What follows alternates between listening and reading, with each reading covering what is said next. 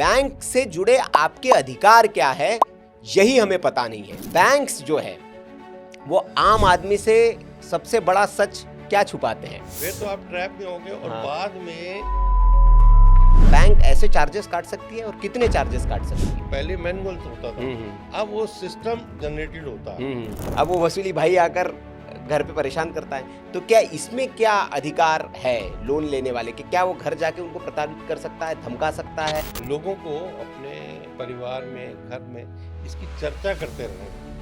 Senior citizen ज्यादा फंस रहे हैं। आम आदमी जो कहाँ सबसे ज्यादा ठगा जाता है इस सिस्टम में? वो ज्यादातर देखो कि सबसे डेंजरस बैंकिंग मिस्टेक क्या होती है? एटीएम में गए, आपको दिक्कत हो या आपने अनजान आदमी के हाथ में एटीएम दे दिया। एक फाइनेंशियल हैबिट जो हर भारतीय को अपनानी चाहिए। यानी सारा पैसा एक।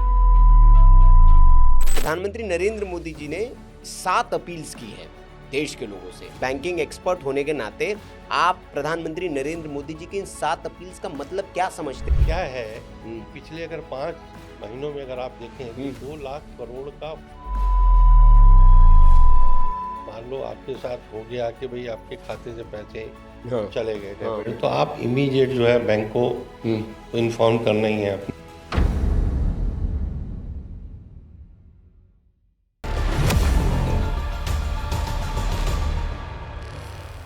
नमस्कार। बैंक इंसानी जरूरतों में से सबसे अनिवार्य चीज आज के दिनों में है, लेकिन ये बैंक कभी कभी आपके लिए मुसीबत की जड़ भी बन जाता है। आपकी अज्ञानता या आप उस विषय के जानकार न होने की वजह से कभी कभी आप ट्रैप में भी फंस जाते हैं। हर दिन हर क्षण बैंक की आपको जरूरत पड़ती है, लेकिन बैंक से जुड़े आपके अधिकार क्या है, यही हमें पता नहीं है। फाइनेंशियल एजुकेशन की हमारे जीवन में बहुत बड़ी कमी है और उसका हर्जाना ये होता है कि कभी हम फ्रॉड का शिकार हो जाते हैं, कभी हम लुट जाते हैं, कभी डिजिटल फ्रॉड की वजह से हम मुसीबत में फंस जाते हैं। लेकिन आज इस एपिसोड में हम बैंकिंग से जुड़े हर उस सवाल का जवाब तलाशने की कोशिश करेंगे जो आपके मन में एक ग्राहक के तौर पर आता होगा। क्या बैंकिंग को लेकर आपके अधिकार है? लोन लेते वक्त किन बातों की हमें सावधानी रखनी चाहिए? अगर आपके साथ डिजिटल फ्रॉड हो जाता है तो आपके पैसे कैसे रिकवर हो सकते हैं? क्या आपके अधिकार है? और साथ ही साथ एक नया विषय जो प्रधानमंत्री नरेंद्र मोदी जी ने 7 अपील लोगों से की है, उसको लेकर क्या डरने की जरूरत है, पैनिक होने की जरूरत है और उसका मतलब क्या है? यह सब कुछ आज के इस एपिसोड में हम समझेंगे। बैंकिंग को लेकर A to Z सवाल जो है, बेसिक सवाल, उनके आंसर्स हम लेंगे और इसके लिए हमारे साथ एक बेहद खास मेहमान हैं। जी हाँ, वॉइस ऑफ बैंकिंग के जो संस्थापक है डॉक्टर अश्विनी राणा जी। बहुत बहुत स्वागत आपका अश्विनी जी। और आपका 4 दशक से ज़्यादा का अनुभव बैंकिंग सेक्टर का है और आप बैंकिंग से जुड़ी जो बारीक चीज़ें हैं, जिसे कहते हैं कि नब्ज, वो आप जानते हैं। तो इसलिए बहुत बहुत स्वागत आपका हमारे मंच पर राणा जी। पहला सवाल अश्विनी जी आपसे यही है कि बैंक्स जो है वो आम आदमी से सबसे बड़ा सच क्या छुपाते हैं? देखिए क्या है कि सच छुपाते नहीं हैं जी, लेकिन हम उस सच को जानने के लिए इच्छुक नहीं रहते जी। कारण क्या है कि हमारे पास, जैसे आपने कहा कि अधिकार, हाँ। तो ग्राहक के अधिकार बहुत हैं, लेकिन उसको उसके बारे में पता ही नहीं जी। अब हम खाता खोलने गए, एक बेसिक खाता, बिल्कुल। अब बैंक ने कहा आप ये अकाउंट खोल लीजिए, हमने खोल दिया। अब वो खाता में क्या सुविधाएं बैंक दे रहा है, क्या उसकी कंडीशन है, वो हमने जाना ही नहीं। हमने कहा खाता खोलना है। अरे भाई, आपको खाता क्यों खोलना है? क्या आप सैलरी पर्सन हैं, आप बिजनेस चलाते हैं, आप पेंशनर हैं? क्योंकि सबके लिए खाते अलग है। अच्छा भाई, सेविंग खाते में आप बिजनेस ट्रांजैक्शन नहीं कर सकते, तो आप सिंपल सेविंग खाता खोलें। अगर आप सर्विस में हैं तो आपको वो बेसिक अकाउंट से काम नहीं चलेगा, आपको सैलरी के लिए अकाउंट चाहिए। आप पेंशनर हैं तो आपके लिए कंपलसरी है कि आपका स्पाउस के साथ जॉइंट अकाउंट होना चाहिए। तो ये चीज़ें बैंक जनरली बताता नहीं। हम जाते हैं, वो इतना बड़ा फार्म होता है, जहाँ जहाँ वो कहते हैं हम साइन कर देते हैं।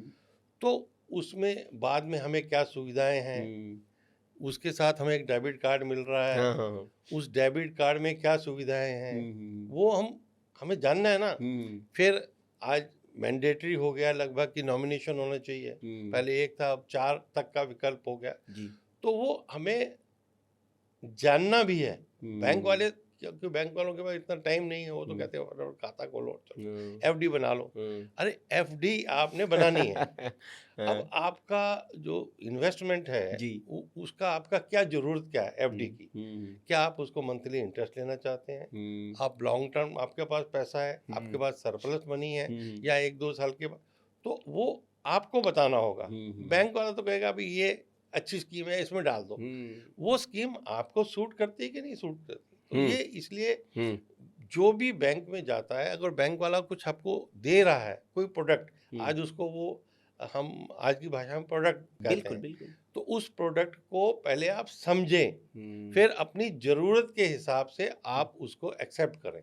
ये नहीं कि बैंक ने कहा और आपने मान लिया। हम्म, तो ज्ञानता आपके अंदर भी जरूरी है। हम्म, बैंक हम्म, वैसे ही लोन लेते हुए भी ये होता हम्म, है कि भाई फॉर्म साइन कर देते हैं हम्म, फटाक से, हम्म, तो उसको पढ़ता ही नहीं है कोई। हम्म, तो वो समझना हम्म, ग्राहक के लिए बेहद ज़रूरी है हम्म, कि मैं ये जो खाता खोल रहा हूँ इसमें मेरे को क्या क्या सुविधाएं मिलेगी, हम्म, क्या टर्म्स कंडीशन रहेंगी। हम्म, तो वो ग्राहक को अवेयरनेस चाहिए, नहीं जी, तो वो बाद में कहेगा हमने तो ये कहा नहीं था हम्म, भाई, ये एफडी हम्म, आप तोड़ नहीं सकते पहले, तो हम्म, हमने तो ये नहीं कहा था, आपने हमें दे दी। हम्म, तो पहले आप अपना तय करें कि मुझे क्या ज़रूरत है, जी, फिर बैंक के पास अलग अलग विकल्प मौजूद हैं, जी, वो आप ले सकते हैं। लेकिन इसमें राणा साहब जैसे बातचीत जो चली इसमें आपने कहा कि भाई आपको पढ़ना चाहिए, आपको पता होना चाहिए कि किस दस्तावेज के आप साइन करा रहे हैं।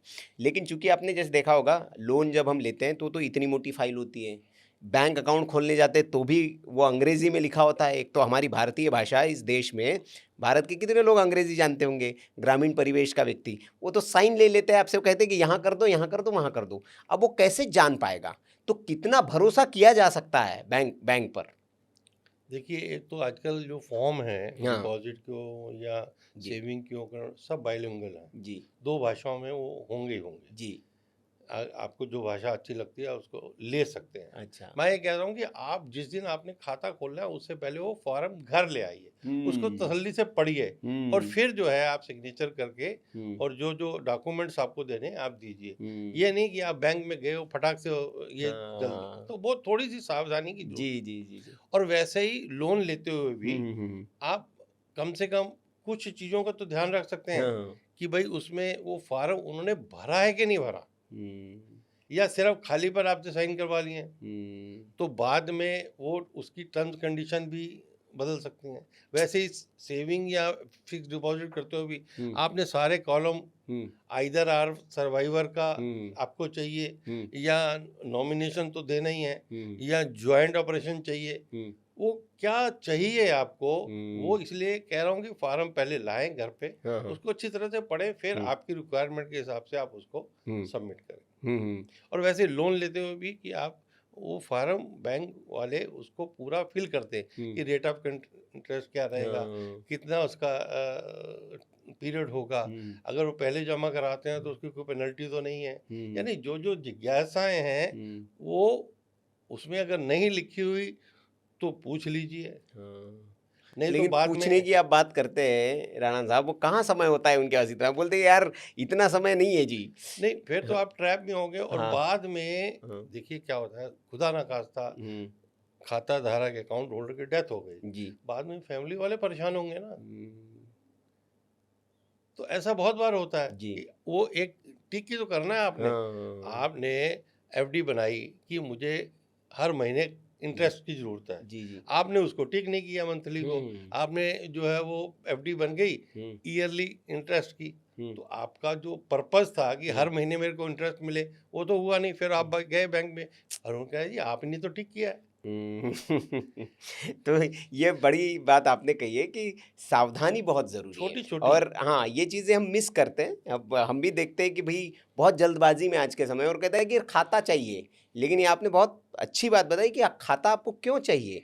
खाते अलग अलग काम के लिए अलग अलग खाते हैं। तो अगर आप ये पॉडकास्ट देख रहे हैं तो अगर आप बैंक खाता अगर खोलना चाहते हैं तो आपकी ज़रूरत पहले तय करिए कि क्या है, और उस ज़रूरत के अनुरूप अलग अलग खाते होते हैं, उस खाते को आप लीजिए। और हर खाते के साथ सुविधाएं भी है आपकी, उन सुविधाओं को जान ले कि क्या वो आपके काम की भी है या नहीं है। अब अच्छा, एक बात ये भी आती है कि सर खाता तो खोल लिया, लेकिन कई बार ये होते हैं कि खाता खोलने के बाद वो बैंक आपके चार्जेस काटने लगती है। वो कहते हैं जी कि ये तो इस चीज़ के चार्जेस है, ये इस चीज़ के चार्जेस है, पहले तो बताया नहीं आपको। इसमें बड़ा आदमी कंफ्यूज हो जाता है। तो क्या बैंक ऐसे चार्जेस काट सकती है, और कितने चार्जेस काट सकती है? देखिए क्या चार्जेस बैंक के रिजर्व बैंक के अनुसार कोई फिक्स नहीं है, मतलब अच्छा। वो बैंक के ऊपर है। पहले बैंक मिनिमम बैलेंस के भी चार्जेस लेते थे, हाँ। अब वो उन्होंने बंद कर दिया है कि मिनिमम बैलेंस वाला चार्जेस बैंकों ने ख़त्म कर दिया है। अच्छा, आप नहीं लगभग ले सकते? अभी नहीं ले, लेकिन बाकी बहुत सारे चार्जेस बैंक लेता है, तो इसलिए हर साल वो के बाद वो लगभग रिन्यू होते रहते हैं। तो आप अगर थोड़े से अवेयर हैं तो आप बैंक की वेबसाइट पर जाकर वो चार्जेस हर साल देख सकते हैं। लगभग अप्रैल में वो रिन्यू होते हैं। और अगर आपने कोई सुविधा लेनी है तो आप पहले उनसे चार्जेस पूछ लीजिए, या उनकी वेबसाइट से देख लीजिए कि भाई इस चीज़ के लिए चार्जेस कितने हैं। भाई अगर आपको वो डॉक्यूमेंट चाहिए ही, आपको कोई सर्टिफिकेट चाहिए या कोई चीज़ चाहिए, तो उस पर देख लीजिए और वो उतने हैं। तो और आजकल क्या है कि पहले मैनुअल तो होता था, अब वो सिस्टम जनरेटेड होता है, मतलब बैंक उसमें कुछ नहीं कर सकता, सिस्टम में वो चार्जेस हाँ, वो एडेड इनबिल्ट है। डले हुए हैं वो। जब आपने वो फैसिलिटी ली हाँ, तो हाँ। चार्जेस अपने आप हाँ, डेबिट हो जाएंगे। हाँ, हाँ, हाँ। अच्छा, वो मतलब वो कटने ही हैं आपके? वो सिस्टम जनरेटेड है, हाँ, हाँ, यानी सिस्टम ही काट लेगा। हाँ, हाँ। मैनुअल आपका तो इसका कोई राइट नहीं है कि जैसे आपने काट लिए, भाई मैंने तो खाता खोला और मुझे आपने जानकारी नहीं दी, और कई बार होता है कि यार वो मेरे तो 70 रुपये काट लिए, कोई कहता 700 रुपये काट लिए, तो क्या उसका कोई ऐसा फोरम है कि जहाँ हम शिकायत करके वापस मिलते हैं वो? बिल्कुल क्या है कि भाई अगर कोई गलत तरीके से कटे हैं, जी। सिस्टम ने गलत तरीके से काट लिए हैं और वो फैसिलिटी आप अवेल नहीं कर रहे हैं, या वो पेनल्टी आप पर एप्लीकेबल नहीं होती, तो आप बैंक को अप्रोच कर सकते हैं और बैंक उसको रिफंड करते हैं। अच्छा, अच्छा, होता है ऐसे। तो एक और, जैसे ये जो बैंकिंग का सारा का सिस्टम है, इसमें क्योंकि आपका तो बड़ा अनुभव है इस चीज़ में, आम आदमी जो कहाँ सबसे ज़्यादा ठगा जाता है इस सिस्टम में, जिससे सावधानी रहना कि यार भाई यहाँ सावधान रहो, यहाँ तुम सबसे ज़्यादा ठगे जाओगे? वो ज़्यादातर देखो कि लोन में ही फंसता है आदमी। हाँ, हाँ, हाँ। लोन में क्या होता है कि जब मैंने कहा ना कि आपकी रिक्वायरमेंट क्या है। हाँ। अब आपको हाउसिंग लोन चाहिए। जी। अब आपकी जो जॉब है वो हम्म। परमानेंट नेचर की आज बहुत कम जॉब्स जी, हैं। जी। तो आपको सोचना पड़ेगा कि भाई मैं इतने पैसे निकाल सकता हूँ सैलरी से हर महीने देने के लिए, जी। तो आप उसके हिसाब से ही हम्म। लोन लीजिए। हम्म। अगर आपने नहीं लिया हम्म। तो बाद में आप फंसेंगे ना, क्योंकि आपकी जॉब चली गई तो हम्म। कम से कम 6 महीने की हम्म। एक कुशन पीरियड होना चाहिए कि जॉब चली भी जाए तो आपकी ईएमआई जो है जाती रहे। तो यानी आपको अपना जो है असेसमेंट भी करके चलना पड़ेगा, क्योंकि वो ऐसी चीज़ें हैं कि जिसमें आदमी ट्रैप हो जाता है। अब ज़रूरत है, अब कार लोन लेना है, अगर आपने दो बैंकों का सर्वे नहीं किया, या हाउसिंग लोन में भी अलग अलग बैंकों के रेट रहते हैं, वो सर्वे नहीं किया और आप फंस गए। किसी ने कहा ये अच्छा बैंक है, किसी एजेंट ने कह दिया, आप उसके कहने पर चले गए, पता लगा कि उससे अच्छा तो दूसरा बैंक रेट ऑफ इंटरेस्ट दे रहा था। तो इसलिए सारा कुछ जो भी चीज़ है उसको आप वेरीफाई कर समझिए। लें। और आजकल तो आपको ऑनलाइन सुविधाएं हैं, आप अलग अलग बैंक के रेट ऑफ इंटरेस्ट आ जाते हैं, सेविंग डिपॉजिट के अब भी कुछ लोन। प्लेटफॉर्म्स भी आ गए, वो प्लेटफॉर्म ही आपको बता देते हैं। हाँ, तो आप डालेंगे तो आप वो बता देता है कि कौन सा सस्ता है। जी। फिर वो सस्ता है लेकिन उसकी बाकी कंडीशंस क्या है वो भी आपको देखना कि भाई सिर्फ आपने रेट ऑफ इंटरेस्ट देख लिया, लेकिन उस बैंक ने आपको 4 चक्कर लगवा दिए हैं, और जो उसके बाकी के जो चार्जेस हैं वो आपने नहीं देखे, उसकी फाइल चार्जेस के नाम पर बहुत ज़्यादा है, तो आपका नुकसान हो गया। फिर वो आपको पहले पैसे देने के लिए अलाउ करता नहीं करता। यानी पूरा जो चीज़ है वो आज अवेलेबल है सिस्टम में, वेबसाइट पर, लेकिन उसके लिए हमें थोड़ा सा जागरूक होना। बिल्कुल, लोन वाला सेगमेंट तो हम आएंगे, उस पर बहुत सारे प्रश्न है मेरे आपसे, क्योंकि इस ट्रैप में बहुत लोग फंस रहे हैं आजकल, वो ऐप वाले लोन भी आ गया, उस पर हम बात करेंगे। लेकिन चूंकि हम बैंकिंग की बात कर रहे हैं अश्विनी जी, तो दर्शक जो हमारे देख रहे हैं उनके लिए क्या आप बताना चाहेंगे, ये आपके अधिकार है? अगर मैं कहूँगा एज अ कस्टमर बैंकिंग में मेरे क्या क्या अधिकार हैं, मैं क्या बैंक से मांग सकता हूँ कि ये तो मेरा अधिकार है जी, आपको देना पड़ेगा? देखिए क्या है कि बैंक में आपका अधिकार है कि भाई आप खाता खोल सकते हैं, जी। बैंक आपके हम्म। जो आप उसकी जो डिमांड्स हैं वो हम्म। पूरी करते हैं तो वो रोक नहीं सकता। हम्म। आप पैसा निकाल सकते हैं, हम्म। आप खाते में से ट्रांसफ़र कर सकते हैं, हम्म। एटीएम आपको सुविधा मिलती है, डेबिट कार्ड की मिलती है, हम्म। क्रेडिट कार्ड की मिलती है। हम्म। और अगर बैंक आप नहीं सुनता है तो आपके पास अधिकार है कि आप उसकी कंप्लेंट भी कर सकते हैं, बैंक में भी कर सकते हैं, रिजर्व बैंक में भी कर सकते हैं। हम्म। तो आपके पास बहुत सारे अधिकार हैं, हम्म। लेकिन उस अधिकार के लिए भी जी। आपको समझना पड़ेगा हम्म। कि भाई आप उस बैंक के जो वेबसाइट है, हम्म। क्योंकि आजकल सब कुछ डिजिटल हो गया ना जी, हम्म। तो आप कोई कागज पढ़ने की जरूरत नहीं है, आप उसकी वेबसाइट पे जाओ और वो सारी चीज़ें देख लो कि आपके क्या क्या राइट्स है। राइट्स हैं इस अकाउंट में, या जो भी आप खाता खोलना चाहते हैं उसमें क्या है। फिर अगर आपने नॉमिनेशन, आज मैंडेटरी हो गया, नॉमिनेशन करना ही चाहिए। लॉकर लेना है तो लॉकर में भी बहुत सारे बैंक कहते हैं कि जी लॉकर लेना है, अच्छा आप इंश्योरेंस करवा लो। वो थर्ड पार्टी जो मिस सेलिंग बैंक कर रहे हैं वो मैंडेटरी नहीं है कि भाई आप लॉकर लेंगे तो वो, इंश्योरेंस। हालांकि एफएम ने भी उसके लिए बैंकों को झाड़ा कि आप ऐसे मिस सेलिंग नहीं कर सकते, लेकिन बैंक करते हैं क्योंकि उनको अपने टारगेट पूरे करने हैं। तो आप उनसे कह सकते हैं कि भाई मुझे ये इंश्योरेंस नहीं चाहिए, मेरे पास ऑलरेडी है। तो बैंक कोई भी आपको चीज चेपना चाहता है, हाँ जी, तो आप उसको कह सकते हैं कि ये मेरी रिक्वायरमेंट नहीं है, मुझे ये चाहिए। जबरदस्ती कोई भी वो चीज आपको देना चाहता है तो आप मना कर सकते हैं। जी। अगर वो बैंक नहीं है तो दूसरा बैंक है, मतलब आज ऑप्शंस बहुत हैं, लेकिन फिर भी कोशिश करें कि सरकारी बैंकों में जाए। इंटरेस्ट के लालच में आप छोटे मोटे बैंकों में या इधर उधर ना फंसें, क्योंकि आप वो पता लगा कि आप 1% इंटरेस्ट के चक्कर में आपका प्रिंसिपल भी चला गया। हाँ, एनबीएफसी जो है आजकल। हाँ, तो इसलिए हो सकता है सिक्योर्ड बैंक जो है वहीं पर जाना चाहिए। अच्छा, एक ये भी समस्या बहुत होती है, केवाईसी आजकल बड़ा चल रहा है, ये हर 2-3 मतलब 1 साल में 1.5 साल में आपकी केवाईसी। तो केवाईसी को लेकर क्या लिमिट्स है बैंक की? क्योंकि वो कहते हैं कि नहीं जी आपकी केवाईसी बार बार होगी। अब उसमें क्योंकि डिजिटल ज़माना है तो बड़ा डेटा को लेकर आदमी बड़ा सिक्योर, वो असुरक्षित महसूस करता है। तो केवाईसी को लेकर कुछ लिमिट्स है बैंक की? क्या होता है, पहले केवाईसी हार्ड कॉपी के साथ होती थी, आपको डॉक्यूमेंट देने पड़ते थे जी। आधार है, पैन है, एड्रेस प्रूफ है, जी। ये सारी चीज़ें आपको देनी पड़ती थी। फिर बाद में आ गया कि आपका आधार लिंक्ड केवाईसी शुरू हो गई कि आपने थंब लगाया तो उनके पास आधार अपने आप आपके साथ लिंक हो गया, वो कर लिया। उसके बाद री केवाईसी होती है कि भाई कुछ खातों में 2 साल के बाद, कुछ में 3 साल के बाद, वो ताकि कस्टमर है या नहीं है, मतलब वो अकाउंट एग्जिस्ट करता है, कस्टमर एग्जिस्ट, इसलिए वो बैंक उसको करवाता रहता है। अब वो जो ई केवाईसी थी वो सी केवाईसी हो गई है।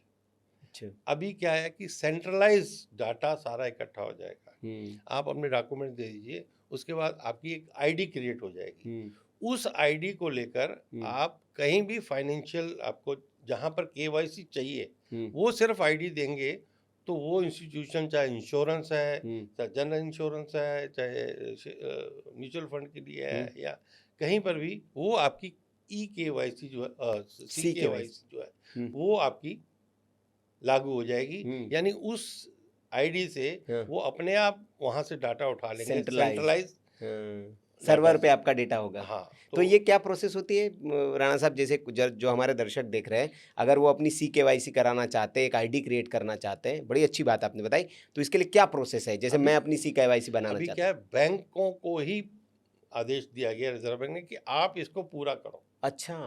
तो बैंक ही लोगों को बुला के कर रहे हैं। तो आपके पास अगर बैंक का मैसेज नहीं आया आपके आईडी का, सी केवाईसी का, तो आप बैंक में जाके कह सकते हैं कि मेरा सी केवाईसी, अगर उनको कोई डॉक्यूमेंट्स आपका चाहिए और तो वो देकर आप वहाँ से जनरेट करवा सकते हैं और उस आईडी को आप अपने पास रख सकते हैं। अच्छा, एक नंबर होगा वो हाँ, बेसिकली, नंबर आ जाएगा। और जब भी फिर कहीं कुछ लोन कहीं लेना देना है है वो नंबर दे दीजिए बस, आपको डॉक्यूमेंट देने की जरूरत नहीं। जरूरत नहीं। वाह, ये तो बहुत बढ़िया बात आपने बता दी दर्शकों के लिए कि क्योंकि क्या होता है कि इसकी जेरोक्स दो जी, उसका जरा वो कह रहा है वो भेजो, ये भेजो। और कहीं पर भी जेरोक्स कभी कोई आप देते हैं, कहीं पर भी बैंक का या कहीं भी कोई देते हैं, तो हमेशा उस जेरोक्स को क्रॉस करके, अच्छा, फॉर द पर्पस ऑफ, हाँ, मतलब किसी चीज के लिए भी आपने अपनी अपनी आईडी दी है, तो उसके ऊपर 2 लाइन में क्रॉस करके, हाँ, फॉर द पर्पस ऑफ, हाँ, किस पर्पस के लिए मैं दे रहा हूँ, रजिस्ट्री के लिए दे रहा हूँ कहीं पर, या किसी में बैंक के अकाउंट खोलने के लिए, मतलब कहीं पर भी कोई वो देते हैं, वो दे के नीचे साइन करके देना चाहिए, ताकि वो आपका जो डॉक्यूमेंट है वो मिस यूज ना हो सके। बहुत बढ़िया। अभी क्या होता है, आप ये बेच रहे हैं ना पटरी पर सिम, वहाँ गए, आपने दे दिया आईडी, वो पता लगा आईडी, उस आईडी से और भी सिम यूज हो गए, उसने 50 फोटोकॉपी बना ली। तो इसलिए उसके ऊपर मोटा मोटा, ताकि वो अल्टर ना हो सके, हाँ, दोबारा उसका मिस यूज़ ना हो सके। बहुत, ये बहुत काम की बात है और दर्शकों के लिए ये बहुत ज़रूरी है कि जब भी आप कहीं अपना डॉक्यूमेंट दें, ये होता है हम लोगों के साथ कि हम उसको साइन करके, लेकिन बहुत सही बात बताई राणा जी ने कि उसको आप पर्पस मेंशन करके वो डॉक्यूमेंट देंगे तो आपके डॉक्यूमेंट सेफ होंगे। अब एक प्रश्न ये है राणा साहब कि बड़ा ये आता है, कई लोगों की शिकायतें आती है कि कहते हैं कि यार इन्फॉर्मेशन लीक हो गई।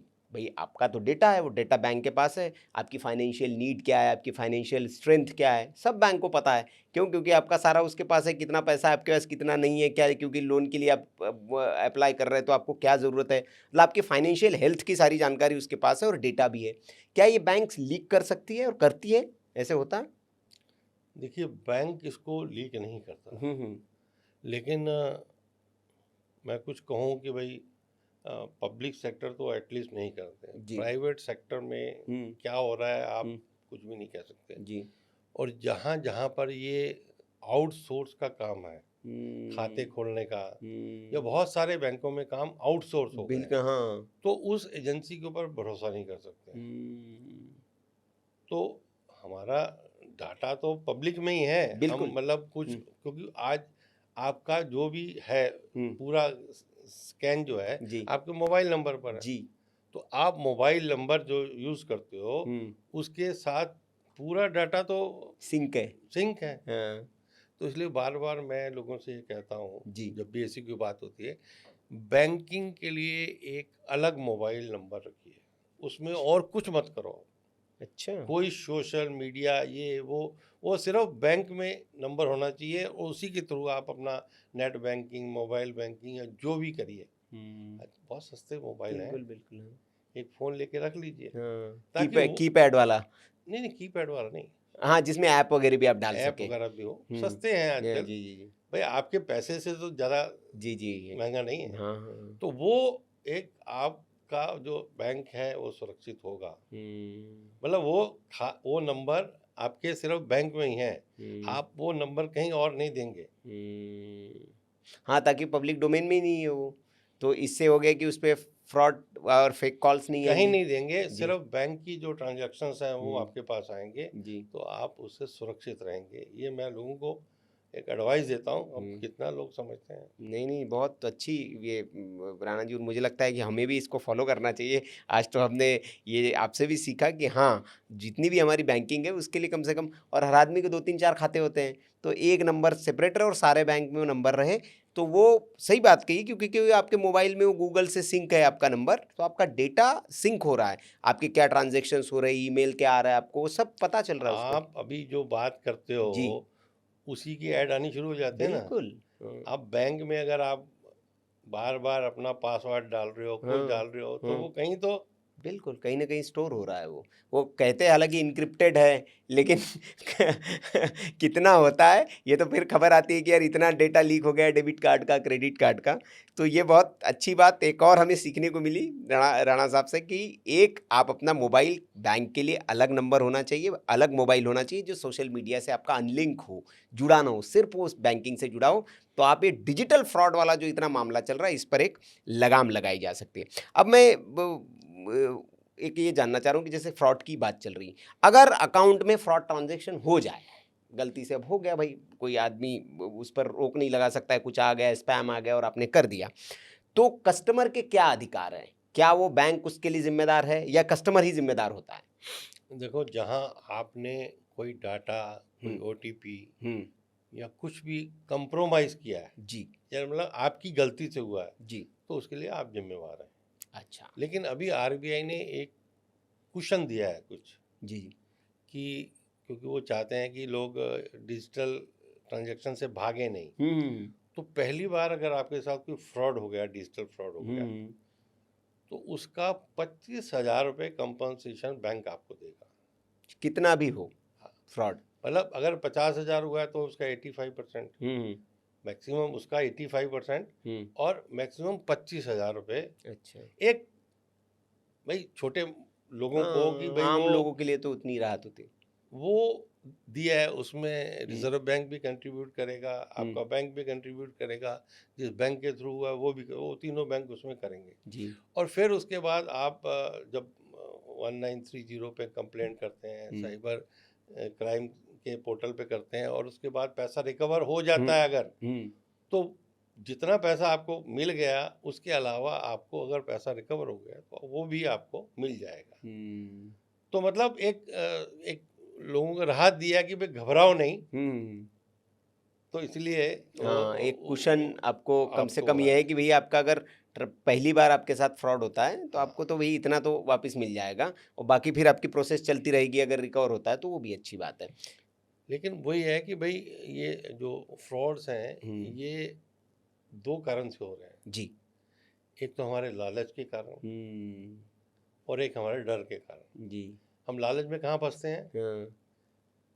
कोई सोशल मीडिया पे, फेसबुक पे कोई ऐड आई, हाँ। ये मिल रहा है, हम टक से उसको अप्लाई हाँ, करते हैं हाँ, और वो फंस जाते हैं। बिल्कुल। फिर डर के, ये जो डिजिटल फ्रॉड वाला मामला है कि भाई, अरेस्ट, डिजिटल अरेस्ट। कि भाई ऐसी कोई चीज़ दुनिया में नहीं, कोई एजेंसी नहीं है कि जो वीडियो कॉल से आपको अरेस्ट कर सकती हो या आपके ऊपर कोई चार्जेस लगा सकती हो। और मान लो आपके ऊपर कोई चार्ज भी है तो आप मना कर दो ना। भाई ये लोग जो फंस रहे हैं आजकल, सब पढ़े लिखे फंस रहे हैं, बिल्कुल। और वो सिर्फ डर के कारण से है। आप अपने फैमिली के साथ, फ्रेंड के साथ बताओ भाई ऐसा कर रहे हैं वो, तो आप बच जाएंगे। अभी पीछे एक छोटे से बच्चे ने अपने फादर को बचाया उसमें जी, कि उसको पता लगा कि मेरे फादर ट्रैप हो रहे हैं। और बैंकों को भी आज ट्रेनिंग दे रहे हैं कि कोई भी आदमी अगर आपसे बड़ा अमाउंट निकलवाने या ट्रांसफ़र करवाने का, तो आप उसको एजुकेट करिए, और बैंकों ने बचाए हैं। लेकिन आप शेयर तो करो, आप शेयर नहीं करोगे, उनके जाल में फंसते जाओगे तो आप फंसेंगे ही। तो वो एक तो है। फिर लालच में आप कहीं खाना खाने गए किसी होटल में, अब वो डाटा पब्लिक डोमेन में चला गया है, तो आपके पास सुबह ही फ़ोन आ जाएगा कि कल आप आए थे भोजन करने के लिए, डिनर किया था आपने, हम आपको एक ऑफ़र देते हैं कि ये जो पैसे हैं हम आपको रिफंड करते हैं। आपको यार बढ़िया यार, वो लिंक भेजेगा और आप फंस जाएंगे। बस क्लिक किया आपने। तो इसलिए अरे भाई वो क्यों दे रहा है हमें? कैशबैक का भी ऐसे ही ऑफर है, तो वहाँ हम फंस सकते हैं। या फ़ोन आया कि भाई आपका एलपीजी का जो हाँ, अभी सिलेंडर का बड़ा चल रहा है, सिलेंडर का हो जाए, आपके आईजीएल का हो जाए, आपका लाइट का हो जाए, वो कि आपका मीटर बंद हो जाएगा, आपको आपका ये सिम जो है ये बंद हो रहा है। मतलब कोई भी एजेंसी आपको ऐसा मैसेज करती है या फ़ोन करती है, आपने उसको एंटरटेन नहीं करना है। और जहाँ उसने कहा कि आपको लिंक भेज रहे हैं, आप 10 रुपये डेबिट करिए, तो आप फंस जाएंगे। फिर जो मैसेज हमारे पास आते हैं, बहुत सारे मैसेज आते हैं, एसएमएस आते हैं जी। एसएमएस के लिए भी अभी टेलीकॉम अथॉरिटी ने 4 अल्फ़ाबेट्स रजिस्टर्ड किए हैं। उस अल्फ़ाबेट के साथ मैसेज है तो आप मैसेज को खोलिए, अदरवाइज मत खोलो। अच्छा, कौन से अल्फ़ाबेट से वो भी बता दीजिए दर्शकों को। एक सबसे पहले एस। एस मतलब सर्विसेज जी। बैंक है, इंश्योरेंस है, जो भी सर्विस देते हैं, कोई भी बैंक है, एबीसीडी बैंक, आगे एस लिखा है तो मतलब वो बैंक से अथॉराइज जेन्युइन मैसेज है। जेन्युइन है। जी लिखा है तो गवर्नमेंट का है। जी आपके पास आजकल आता होगा ना, जी 3 जी घंटे बाद जी जी तूफान आने वाला है, हाँ तो जी लिखा होगा। जी पी है तो प्रमोशनल है, हाँ जो कंपनीज हाँ प्रमोशन करती है, हाँ, और टी है तो ट्रांजैक्शन है। अच्छा तो इनके अलावा कोई मैसेज है तो वो मैसेज ऑथेंटिकेटेड नहीं है। ये सभी उन कंपनियों के लिए टेलीकॉम अथॉरिटी ने रजिस्टर्ड किया, और ये अल्फ़ाबेट कोई और यूज़ नहीं कर सकता। वाह, ये बहुत अच्छी जानकारी है। देखिए, तो ये आप भी अगर आपके SMS आते इस तरह के कोई जो ट्रैप में फंसाने वाले थे, तो ये 4 लेटर शुरू में देखने हैं। बहुत अच्छी बात आपने राणा जी बताया। बहुत लोग इससे एजुकेट होंगे और सीखेंगे कि हाँ भैया, इसके अलावा कोई मैसेज आता है तो उसको नहीं करना नहीं है। खोलना। हाँ मेरे पास कल आया जी कैनरा बैंक का, जी कोई वो मेरे को ऑफर दे रहे हैं, हाँ तो मैंने कहा भाई ये, मैं इमीडिएट उसको डिलीट किया। हाँ भाई कोई ऑफर हमें ऐसी कह रहा हूँ, लालच में जहाँ फंसेंगे ना, हम फंस हाँ, जाएंगे। लॉटरी लग गई आपकी। लॉटरी लग गई, आपका लोन अप्रूव हो गया, हाँ आपका कार्ड अप्रूव हो गया। अरे हाँ भाई, हाँ वो कहाँ से आया मैसेज, आप ये देखो ना। हाँ, तो ये मतलब थोड़ी सी जी अवेयरनेस, हमें बिल्कुल सतर्कता तो बरतनी होगी ना, कि जी जी हम फंसेंगे नहीं तो फंस जाएंगे हम। और हम्म। वैसे ही कई बार मेल आते हैं हाँ, मेल तो बहुत, फिशिंग के मेल बहुत जबरदस्त। बैंकों के लिए भी। हम्म, अभी जी एक ईमेल आईडी स्पेसिफिक बना दिया उन्होंने, अच्छा आरबीआई ने। हाँ किसी भी बैंक के आगे बैंक.in अगर है, हाँ हाँ तो वो बैंक का जेन्युइन ईमेल आईडी है। अच्छा, बैंक.in सबसे पहले होना चाहिए। नहीं, लास्ट में अच्छा, लास्ट में होना चाहिए। एबीसी बैंक है, हाँ हाँ हाँ abc.bank.in। वाह, बैंक.in ये मस्ट है। मस्ट है हाँ बैंकों के लिए, हाँ, और सिर्फ बैंक ही इसको यूज कर सकते हैं, और कोई इसको यूज उसको नहीं। मिलेगा ही नहीं ये। हाँ हाँ हाँ, तो ये भी अच्छा है कि भाई बैंक से अगर कोई मेल आ रहा है आपको, तो ये देख ले कि banks.in है कि नहीं। अगर वो है तो दैट मीन्स कि वो जेन्युइन बैंक से, अदरवाइज वो फेक है, फ्रॉड है। और कहीं कुछ आता भी है और आपको लगता है, तो हाँ आप बैंक से अप्रोच कीजिए। हाँ और कई बार हम नंबर सर्च करते हैं, हम्म, उसमें भी फंस जाते हैं ना। हाँ गूगल में कोई एड्रेस ढूंढा, हाँ और उसका नंबर हमने देखा, हम्म, और उस पर अपने फ़ोन से फ़ोन घुमा दिया, टोल तो फ्री। फंस जाते हैं। हाँ अब उसके लिए भी मेरे सुझाव ये है कि जी अगर आपने कोई ढूंढ लिया नंबर, मान हम्म लो, हम्म अगर आपके पास कोई लैंडलाइन है, हम्म तो आप लैंडलाइन से वो नंबर को ट्राई करो। हाँ, बहुत तो बढ़िया। आपका जो मोबाइल है वो हैक नहीं होगा, वो हम्म, डाटा हाँ, सेफ रहेगा। सेव रहेगा। तो हम्म, आप बच सकते हैं। मतलब बचने के लिए हमारे पास बहुत कुछ है। बिल्कुल। हालांकि वो जो फ्रॉड करने वाले हैं, हम्म वो हमसे 4 कदम आगे हैं। लेकिन अभी अभी आप जी ये जो एआई का ज़माना आ रहा है, हाँ इसमें एफएम ने सभी बैंकों को बहुत हम्म ज़बरदस्त लताड़ा भी है, हम्म और कहा भी है कि भाई, वो जो एआई के उसके ऊपर जो अमेरिकन एक एजेंसी है, हम्म उसकी रिपोर्ट जो आई है, हम्म कि वो एआई से बैंक का सर्वर में क्या कमियां हैं, वो निकाल कर अटैक कर सकता है। मतलब इतना ज़्यादा वो पावरफुल है। तो अभी पूरी सरकार, रिजर्व बैंक, बैंक सब उसके ऊपर चिंतित हैं कि भाई, हमारे सर्वर की जो कमी है, वही अगर उसको पता लग जाएगी, तो वो तो फिर हाँ, सब कुछ वो कर लेगा, हैक कर सकते हैं। तो इसलिए उस पर भी काम चल रहा है। मतलब ये है ना कि भाई, अगर आप टाइम रहते अवेयर हैं, समझ रहे हैं, तो आप बचे हुए हैं। जी लेकिन अगर आंखें बंद करके आप चल रहे हैं, तो आप गिरेंगे ही। Obvious, that obvious. और जल्दी में और लालच में मत फंसिए बार बार। बिल्कुल। भाई, क्यों कोई लालच देगा? और तरह तरह के नए नए तरीके निकालते हैं एकदम लोग। एकदम नए नए तरीके। मतलब इतना, अब जैसे एआई का आ गया है, बेसिकली मैं डेटा लीक पे ही हमारी बात चल रही थी। कई बार क्या होता है कि जैसे उसको पता है कि आप बिजली, घर की बिजली को लेकर परेशान हैं, आप बार बार शिकायत कर रहे हैं कुछ, तो उनके पास डेटा पहुंच जाएगा। वो आपको बोलेंगे जी बिजली विभाग से बोल रहे हैं। आप पीएफ को लेकर कोई परेशान है, अब कर्मचारी है, उसका पीएफ आने वाला है, और बार बार अगर पीएफ विभाग में संपर्क कर रहा है, तो पीएफ अधिकारी बनकर आपसे संपर्क करेंगे। मतलब जिस कॉज परेशान है आप, वो कॉज ढूंढ के वहीं से आदमी आपके, तो आपको राहत की सांस, अरे हम तो ढूंढ रहे थे, खुद ही आ गए हमारे पास, तो और आप शिकार हो गए उसमें। तो अब राणा जी आते हैं लोन सेक्शन, क्योंकि सबसे ज़्यादा जो ज़रूरत है, सबसे ज़्यादा जो लोग पीड़ित है इसी वर्ग में होते हैं। एक तो मिलता नहीं है भारत में लोन मिलना, मतलब बहुत आसान भी है। कईयों को तो आजकल ये हो गया कि मोबाइल पे ही भर दीजिए, पैसे डाल देते हैं, कहीं जाने की जरूरत नहीं। और कुछ लोगों के लिए इतना मुश्किल है कि बेचारे फाइल ले लेके दौड़ते रहते हैं, उनको नहीं मिलता। तो दोनों चीज़ें हैं। लेकिन लोन लेते वक्त दोनों जो पक्ष है, क्योंकि जो मोबाइल पर भर दे रहा है और मोबाइल में पैसा आ जा रहा है वो लोग भी, और जो फाइलें लेकर दौड़ रहा है कागज़ लेकर वो भी, कौन सी ऐसी 5 बातें जिनका विशेष ध्यान रखना चाहिए लोन लेने से पहले, कि इन बातों का तो भाई ज़रूर ध्यान रखो आप? देखिए, एक पहले भी मैंने बताया कि जी। भाई हम जो लोन ले रहे हैं हमारी क्या रिक्वायरमेंट है, जी। और फिर उस रिक्वायरमेंट को हमने मान भी लिया तो क्या हम उसको रीपे करने में सक्षम है। हमारी मंथली जो इनकम है, सैलरी है, बिजनेस है, जो भी है तो है, 6 महीने का क्वेश्चन हम लेके चल रहे हैं, तो हम एक प्लानिंग बना सकते हैं कि भी हमने लोन ले की बात की। फिर हम ये तय करेंगे कौन सा बैंक हमें जो है कम रेट पे दे रहा है, कौन सा बैंक आसानी से दे रहा है, कौन सा बैंक जो है उसके चार्जेस कम है, और उससे अप्रोच करने पर वो हमें मतलब टाइमली जो है वो दे रहा है। तो ये सारा कुछ अगर हो जाता है और आपने लोन ले लिया है, तो लोन लेते हुए एक तो हाउसिंग लोन ले रहे हैं तो आप अपने हाउसिंग लोन की इंश्योरेंस जरूर करवाएं। बैंक भी आजकल कहते हैं जी भाई आप, एक तो आपकी पर्सनल हो गई, एक एक्सीडेंटल आपकी जी, घर की इंश्योरेंस होती है वो फायर या थेफ्ट की हो गई, लेकिन हाउसिंग लोन की इंश्योरेंस भी होती है। अच्छा। बहुत मिनिमम उस पर होती है। तो लाभ क्या होगा इससे? उसका ये है कि जो लोन लेने वाला है, अगर वो सपोज उसकी डेथ हो गई जी, तो उसके परिवार को वो लोन देने की जरूरत नहीं, वो इंश्योरेंस कंपनी वो लोन को पे कर देगी। अच्छा।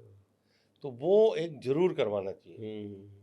बाकी छोटे मोटे लोन है हमारे जरूरत के हिसाब से हैं।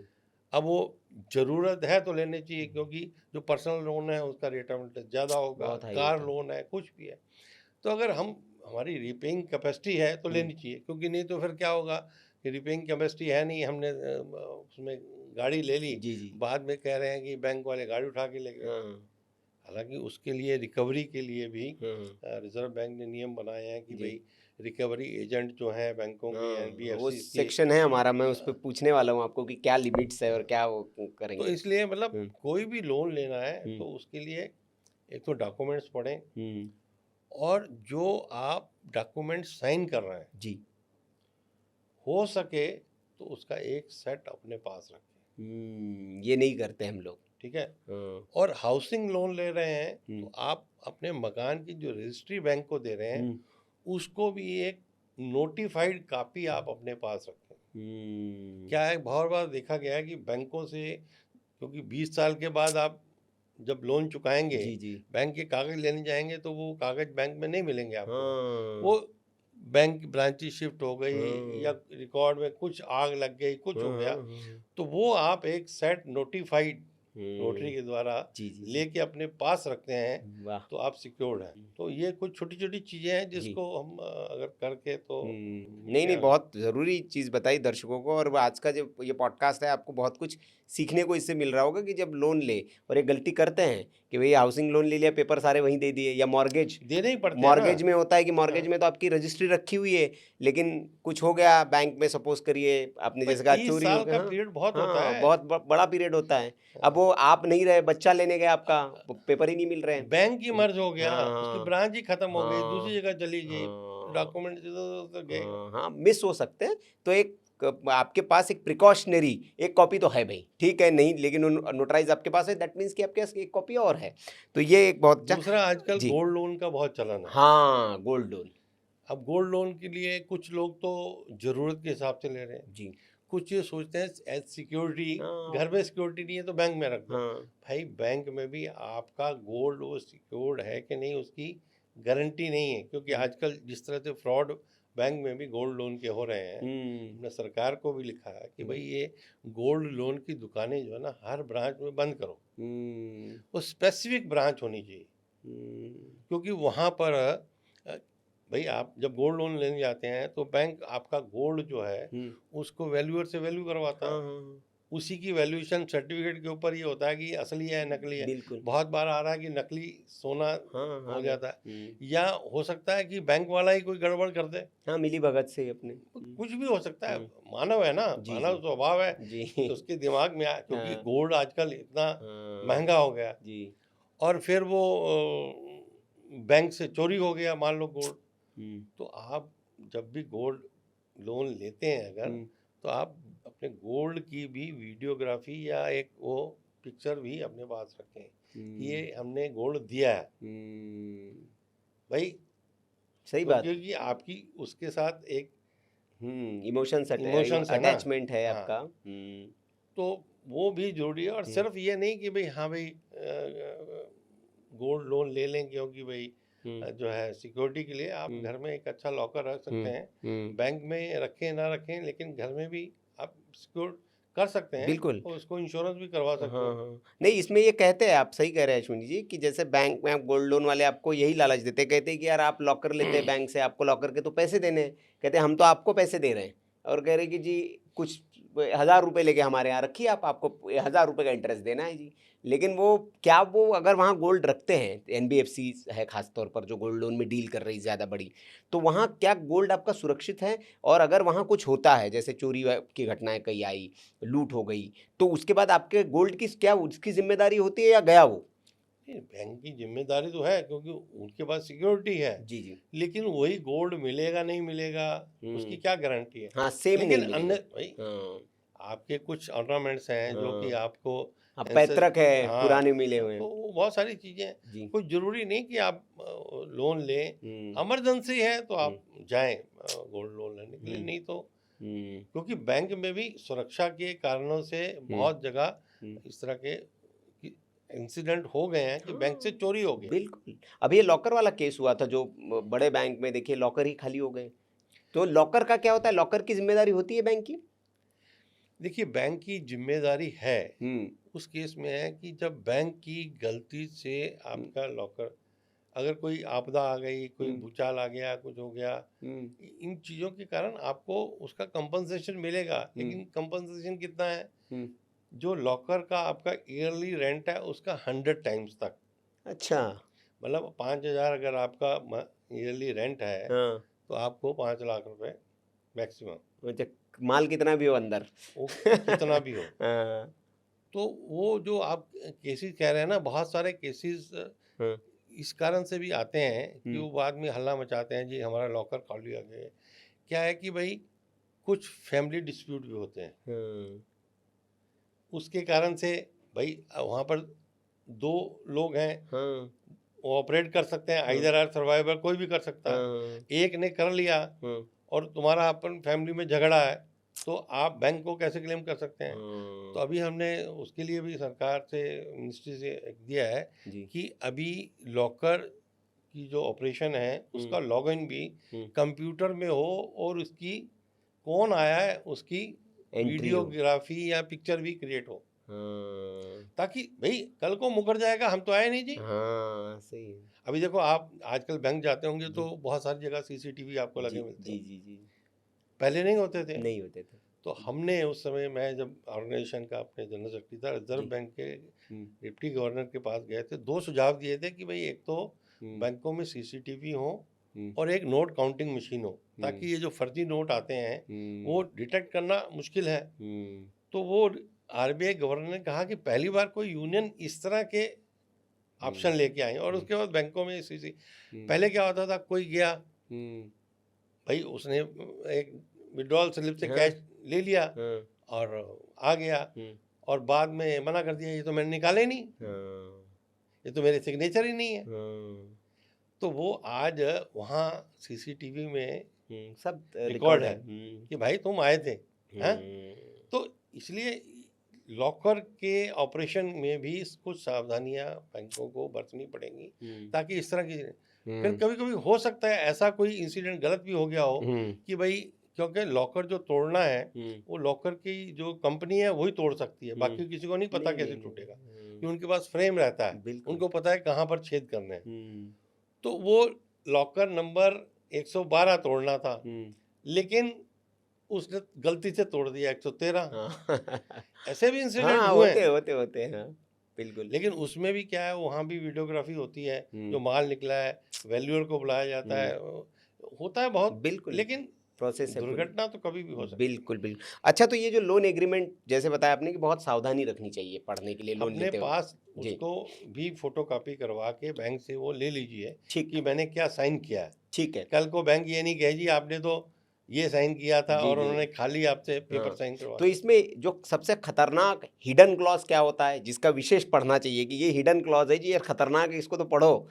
भाई रेट ऑफ इंटरेस्ट है, हम्म, सर्विस चार्जेस हैं, हम्म, पेमेंट रीपेमेंट, हम्म, और बिफोर जो है आप समय से पहले बंद देना चाहते हैं तो क्या हाँ, है। प्री क्लोजर हाँ जिसको कहते हैं। हाँ, तो वो हम्म, सारी कंडीशंस को एक बार हम्म, ले लेना चाहिए बैंक से। अच्छा, ईएमआई बाउंस हो जाती है, जैसे बहुत लोगों की होती है कि भाई आपकी कंडीशन, जैसे कोरोना आया, नई कंडीशन, अब कुछ हो सकती है, आपके फैमिली में कुछ हो सकता है, आपकी नौकरी चली गई सडन में, ईएमआई बाउंस हो गई, क्या कर सकता है बैंक? नहीं, वो चार्जेस लगा सकता है उसको। कितने? वो क्योंकि कई बार होता है कि मनमाने लगा देता है, क्या उसका है कि ये भाई आप नहीं, ग्राहक का अधिकार कि मिनिमम ये लगा सकता है, इससे ज्यादा नहीं लगाएगा? उसके लिए कोई सेट रूल नहीं है। अच्छा, हाँ, कोई वो सेट, कितना भी लगा सकते हैं? अलग अलग बैंकों का अलग अलग रहता है। तो आरबीआई की कोई गाइडलाइन नहीं इस पे? आरबीआई बहुत सारी चीज़ों के लिए माइक्रो लेवल गाइडलाइंस नहीं देता। सर्विस चार्ज हैं या हाँ, ये चार्ज हैं, हाँ, हाँ, वो आप अपने अपने बैंक के वो कर सकते हैं बस। हम्म, तो उसमें वो नहीं है। अच्छा, तो यहाँ मनमानी की छूट है। भाई बहुत सारे प्राइवेट बैंक जनरली तो वो उनकी हाँ, कमाई का धंधा ही वही है, तो हाँ, वो तो उनके चार्जेस सरकारी बैंकों में इतना नहीं है, हाँ, लेकिन फिर भी कभी कभी हो जाता है। जी जी जी। तो मतलब सिर्फ चार्जेस लगा सकते हैं, 2 बाउंस हो गई, 3 बाउंस हो गई, 4 बाउंस हो गई, फिर क्या? 3 बाउंस हुई तो 90 दिन हो जाते हैं। जी 90 डेज के बाद आपको वो नोटिस सर्व हो जाएगा कि जी। आपने आपका अकाउंट जो है एनपीओ हो रहा। हम्म, तो फिर जो है उसका लीगल वो शुरू हो जाएगा। कॉन्सिक्वेंसेस है इसके। हाँ, तो उसमें क्या कर सकते हैं कि भाई अगर आपको लगता है कि आप नहीं दे पा रहे हम्म, तो आप बैंक के पास जा सकते हैं, हम्म, ईएमआई को कम करवा सकते हैं, हम्म, लोन को रीस्ट्रक्चर करवा सकते हैं कि 20 साल के लिए 30 साल करवा दो, ईएमआई आपकी कम हो जाएगी। बैंक को करना पड़ेगा ये। और करता है बैंक, रीस्ट्रक्चर करता है। हम्म, भाई उसके लिए चार्जेस ले लेगा ना, हाँ, हाँ, लेकिन आपको एक ये मेंटल सेटिस्फेक्शन होगा कि मैं 10,000 नहीं दे सकता, मैं 5,000 दे सकता हूँ, 7,000 दे सकता हूँ। तो आप टाइम रहते उसको अगर रिस्ट्रक्चर करवा लेते हैं, कम करवा लेते हैं, तो आप उस जो प्रोसेस है लीगल लीगल, प्रोसेस। उससे बच जाते हैं। और उसके बाद भी मैं कहता हूँ कि अगर एनपीए भी हो गया, आपकी वो भी हो गई, आपको सरफेसी का नोटिस भी आ गया, फिर भी आपके पास ऑप्शन है, आप उसको अपील में जा सकते हैं, वहाँ बता सकते हैं कि भाई मेरे साथ ये दिक्कत है। तो मतलब हर स्टेज का उसका अपील अथॉरिटी भी है। नहीं, जैसे लोन आपका पर्सनल है, अब पर्सनल में तो कोई सिक्योरिटी है नहीं उसकी, वो तो अनसिक्योर्ड लोन है, उस कंडीशन में क्या कर सकता है बैंक? क्या आप पे लीगल एक्शन, क्या नोटिस देगा, आपकी कोई प्रॉपर्टी जब्त कर सकता है, कोई कुछ नहीं, कर सकता है? प्रॉपर्टी नहीं, आपको नोटिस देगा, जो आपका गारंटर है उसको फंसाएगा। हाँ हाँ भाई गारंटर भी तो होगा ना हाँ, उसमें। पर्सनल लोन में तो नहीं होता कोई गारंटर। नहीं, हाँ वो लेते हैं किसी हाँ ना किसी को, हाँ हाँ हाँ या आपका अकाउंट किसने जो है वो हाँ इंट्रोड्यूस किया हुआ है, हाँ। तो कहीं ना कहीं से वो कुछ ना कुछ तो आपको। अच्छा अच्छा, इसमें एक ये भी समस्या होती है कि जैसे क्रेडिट कार्ड हो गया, पर्सनल लोन हो गया, बाउंस हो रही आपकी, और कई लोग ये अज्ञानता में कि ठीक है आपके साथ परिस्थिति आती है, आप नहीं भर पाते हैं, तो आपने सही कहा कि बैंक को पहले इंटीमेट कर दे आप कि भाई मेरी अभी 6 महीने की कंडीशन नहीं, मैं 6 महीने के बाद दूंगा, थोड़ा सा मुझे समय दिया जाए या रिस्ट्रक्चरिंग कर दी जाए मेरे लोन की। नहीं करते हैं। फिर उसके बाद ये होता है कि अच्छे बैंक तो नहीं, लेकिन जो कुछ बैंक हैं वो एजेंसीज रख रखी है उन्होंने, वसूली भाई, अब वो वसूली भाई आकर घर पे परेशान करता है। तो क्या इसमें क्या अधिकार है लोन लेने वाले के? क्या वो घर जाके उनको प्रताड़ित कर सकता है, धमका सकता है, क्या कर सकता है, वसूली कर सकता है? नहीं, अभी वो रिजर्व बैंक ने उसके लिए गाइडलाइंस इश्यूज किए हैं। जी उनका कहना है कि पहले तो आप ऐसे एजेंसीज को नहीं रख सकते, लेकिन जी रिकवरी एजेंट जो भी रखेंगे जी वो भी एक लिस्टेड होनी चाहिए बैंक के या एनबीएफसी के, जी। कौन होंगे, वो किस समय आपको अप्रोच कर सकते हैं। अगर आपके घर ऐसे नहीं जा सकते, आपके ऑफिस नहीं जा सकते, आपको मिलना है तो पहले आपसे टाइम लेंगे फिर मिलेंगे। अच्छा यानी जो पहले की दादागिरी थी, गुंडागिरी थी, वो नहीं चलेगी। अच्छा, मतलब ये नए नियम आ गए अभी हाँ, आरबीआई अभी के। रिजर्व बैंक ने कह दिया है कि आप उस तरह से दादागिरी आप नहीं कर सकते, तो आप उसके लिए बैंक को भी अप्रोच कर सकते हो, बैंक नहीं सुनता तो रिजर्व बैंक को ऑम्बड्समैन में जा सकते हो। हाँ, बिल्कुल। अच्छा अच्छा, तो वो उसकी लीगल लिमिट ये है रिकवरी एजेंट की कि पहले वो आपको कॉल करेगा, आपसे समय लेगा, आप नहीं चाहेंगे तो आपके घर नहीं आएगा वो। बिल्कुल नहीं। अच्छा ठीक है। अच्छा क्या जैसे लेकिन ये होता है फिर भी भाई, नियम तो बना दिया लेकिन नियम मानते कहाँ हैं? भारत देश में तो नियम मान ले तो फिर क्या बात है, तो नियम तो मानते नहीं। ये दादागिरी और ग्रामीण क्षेत्र में चलती है। कई बार ऐसा होता है कि इतना वो थ्रेट हो जाता है कि वो सुसाइडल अटेम्प्ट तक लोग हो जाते हैं कि यार बहुत परेशान कर दिया, तो वो क्योंकि उसकी परिस्थिति नहीं है अभी भरने की। तो ऐसे इसमें जो कॉल रिकॉर्डिंग्स होती है, जो एजेंट्स आपको धमका रहा है या जो भी आपके प्रूफ है इस तरह के, ये क्या कोर्ट में मान्य होते हैं? इसकी बिल्कुल वैलिडिटी बिल्कुल होती है? बिल्कुल। हाँ वो देखो, हाँ। अभी क्योंकि नियम बदल दिए हैं रिजर्व बैंक ने, तो हम्म इसलिए वो कोई भी आपके साथ दादागिरी या इस तरह का व्यवहार नहीं कर सकता। मतलब आपको देना है, आपने पैसा हाँ, देना आपका है। इंटेंशन है। हाँ, और वो उसका पर्पस है कि भाई वो फॉलो अप करे, आपको प्रताड़ित करे या आपका कुछ सामान उठा के ले जाए या आपके घर में घुस जाए, ऐसा वो नहीं कर सकता। तो जैसे कार वार सीज ये करके ले जाते, नहीं ले जा सकते? नहीं, वो ऐसा है कि वो प्रॉपर नोटिस और सारा कुछ हो जाने के बाद। अच्छा। भाई आप 90 दिन के बाद ये नहीं कि गाड़ी उठा ली, हाँ हाँ आप 90 दिन के बाद एनपीए हो गया, हाँ आपको लीगल नोटिस दिया जाएगा, आपको बुलाया जाएगा, हाँ। कोर्ट में बुलाया जाएगा। वो कोर्ट आप, का ऑर्डर चाहिए मतलब हाँ, उसके लिए भी? उसके लिए सर्फेसी जो एक्ट हाउसिंग लोन वगैरह के लिए चलता है, उसके लिए भी आपको लोकल अथॉरिटी से परमिशन लेके आपके वो जो है मकान का पोजीशन ले सकते हैं। ऐसे नहीं बैंक की भाई कोई भी आएगा और आपका हो गया। उसके लिए उसकी अगर उनको लेनी है पोजीशन, तो वो वहाँ की जो लोकल एडमिनिस्ट्रेशन है उसको इन्फॉर्म करके उसके बाद ही वो पोजीशन ले सकते हैं। तो ये लोन से जुड़ी बातें हो गई। जिस तरह की लोन लेते वक्त एक तो सावधानी रखनी है, दूसरा लोन के बाद अगर आपके साथ कुछ आप नहीं भर पा रहे तो क्या आप, कितनी लिमिट्स है बैंक की, और ये सारी आपके भी क्या अधिकार है, आप उसको रीस्ट्रक्चरिंग कर सकते हैं, ये हमने समझा। अब आते थोड़ा सा डिजिटल यूपीआई फ्रॉड है, ये भी बहुत बढ़ गया है। तो कितना देर, क्या वो विंडो होती है कि इतने देर में आप शिकायत कर दीजिए भैया तो आपको आपका जो यूपीआई फ्रॉड का अमाउंट है ये तो मिल ही जाएगा बैंक से? कोई विंडो होती है ऐसी, कोई आरबीआई निर्धारित की है? नहीं, ऐसा कुछ नहीं है, लेकिन अगर मान लो आपके साथ हो गया कि भाई आपके खाते से पैसे हाँ चले गए हाँ। डेबिट, तो आप इमीडिएट जो है बैंक को तो इन्फॉर्म करना ही है आपको। और बैंक को इन्फॉर्म करने के साथ आपको 1930 के ऊपर भी कंप्लेंट रजिस्टर करवानी है और cybercrime.gov.in पे भी आपको वो करवानी है। तो उसके बाद वो अगर 1930 पे हो गई तो वो एक्टिव हो जाते हैं, तो वो उसको करते हैं। लेकिन वो तो उनका ये विंडो कितना होता है, जैसे कि पैसा भाई एक खाते से दूसरे खाते में शिफ्ट होने में कुछ सेकंड्स रहता है में बीच में? जाता है वो। अच्छा, कोई ऐसा नहीं कि 30 मिनट हाँ, रुका नहीं, हुआ है? वो ऐसा कुछ नहीं है। अच्छा अभी रिजर्व बैंक उसके लिए काम कर रहा है जी। कि रिजर्व बैंक का कहना था कि यूपीआई की जो ट्रांसफर है पर्सन टू पर्सन जी जी। या बैंक टू बैंक, उसके अंदर 1 घंटे का पॉज हो। अच्छा। कि भाई आपने पेमेंट की, हाँ लेकिन वो पेमेंट इमीडिएट उसके खाते में क्रेडिट नहीं होगी, वो 1 घंटे के बाद होगी। जी। तो उस पे जो मर्चेंट्स हैं उन्होंने हल्ला मचा दिया हाँ कि कि हमारे, भाई नहीं, वो तो कैसे होगा? तो वो रिजर्व बैंक का ये भी कहना है कि जहाँ पर आप फ्रीक्वेंट ट्रांसफर करते हैं, मतलब पहले कर चुके हैं और जी। तो वहाँ वो नहीं काम करेगा। हाँ सीनियर फर्स्ट सिटीजन, टाइम। हाँ, सीनियर सिटीजन के लिए भी 70 साल से ज़्यादा वाला कर रहा है, तो वो घर में कोई उसको अथेंटिकेट करने वाला सेकंड अथेंटिकेशन वो चाहिए। और अभी इसके अंदर ये भी कर दिया है कि डबल अथेंटिकेशन, आप यूपीआई कर रहे हैं, कोई पेमेंट कर रहे हैं, तो आप सिर्फ पिन या ओटीपी से काम नहीं चलेगा, जी। आपको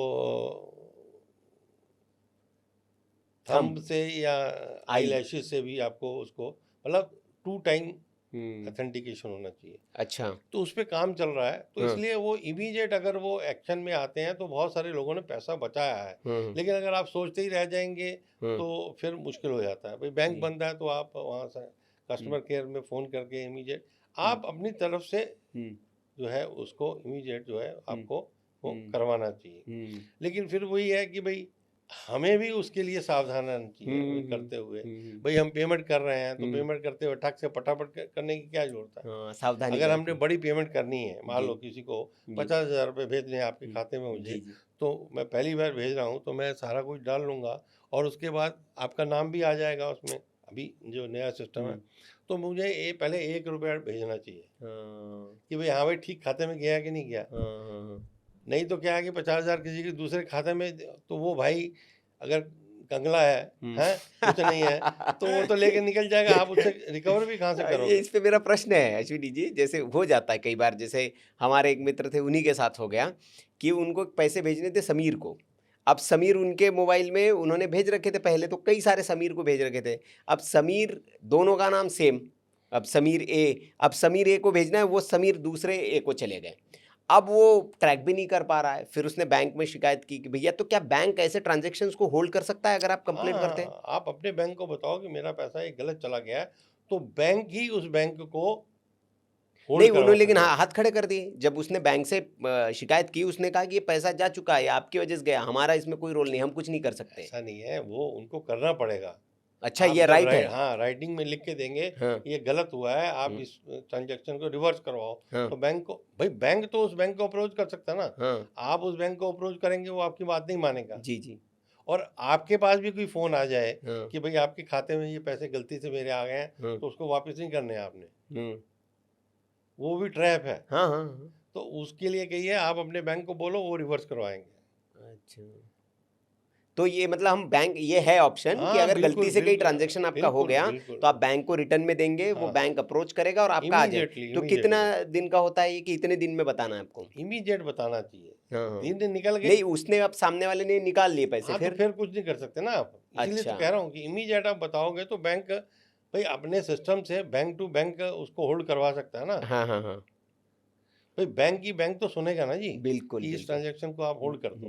तो इसीलिए रिजर्व बैंक जो अभी सीरियस है, सिंसियरली उस पर काम कर रहा है कि 1 घंटे का पॉज हो, तो इसीलिए कर रहा हो जी जी जी। कि भाई ये गलती से भी हो जाती हैं और कई बार दूसरे खाते में चली जाती हैं या कुछ भी है, तो लोगों का पैसा सुरक्षित रहे। जी जी जी। लेकिन वो बाकी जगह उसका विरोध शुरू हो जी जाता है। जी जी। अच्छा, एक बड़ी बात अब इसमें ये है अश्विनी जी, सिबिल। ये कहते हैं कि जी कुछ भी आपको लेना है तो आपका सिबिल तो अच्छा होना चाहिए, लेकिन सिबिल के नाम पे अब धंधेबाजी भी शुरू हो गई, अलग अलग कई सारी एजेंसीज आगे और कर रही है। सिबिल कितना इंपॉर्टेंट है? और ये जो सिबिल है, कई बार ये होता है सिबिल के साथ में कि बैंक्स जो है वो आपकी गलत रिपोर्ट दे देता है। भाई आपने तो भर दिया पैसा, लेकिन कई बार वो सिबिल को, तो इसका क्या ऑप्शन है कि वो अपने सिबिल को ठीक कर सकते हैं, या कहाँ शिकायत कर सकते हैं इसकी?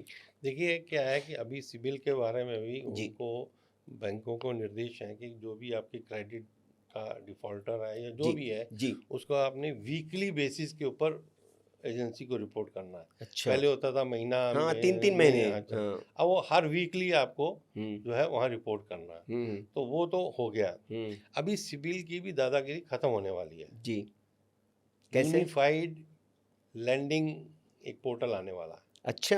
आरबीआई का, उस पर काम चल रहा है। हम्म।